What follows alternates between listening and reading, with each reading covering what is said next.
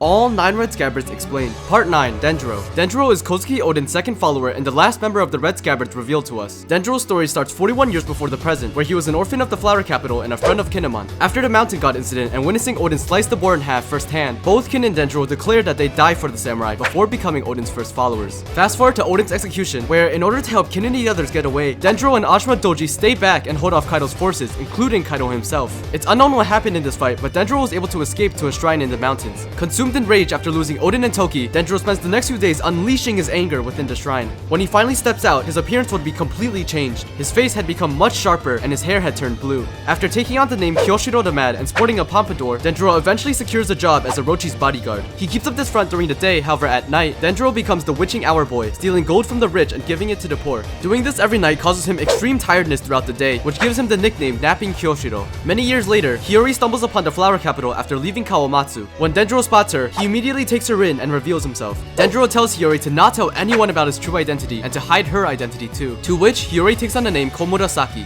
As time goes on, Orochi completely falls for Hiyori, so Denjiro devises a plan to free her through death. For this plan, Denjiro orders Hiyori to always be carrying blood bags under her kimono so that he could kill her if ever needed. Now let's move on to Denjiro's powers. Denjiro, like the other Red Scabbards, can use the Oden two-sword style Paradise Totsuka and is a user of both observation and armament haki as revealed in his Viva card. Denjiro doesn't have any specific techniques or powers like some of the others, however his strength is something of note. After Yasui's execution, Denjiro easily deflected Zoro's 720-pound Phoenix and could hold him off too without much issue. In addition, like I mentioned earlier, Denjiro was also strong enough to hold back Kaido's forces and Kaido himself with help from Ashura Doji. Not only that, but he was able to escape as well with no fatal injuries. Back to the story. Denjiro first appears in chapter 919 after Luffy and the rest had already landed in Wano. However, he doesn't do anything significant until chapter 933. It's here Denjiro fulfills his promise to Hiyori and slashes the blood bags before Orochi can get his hands on her. Denjiro continues to fulfill his role as Orochi's bodyguard until just before the raid of Onigashima, where he finally reveals himself to his comrades. By holding out for so long, Kanjuro never got the chance to tell Orochi about Denjiro's betrayal, and Denjiro was able to secretly liberate 1,200 samurai to help fight in the war.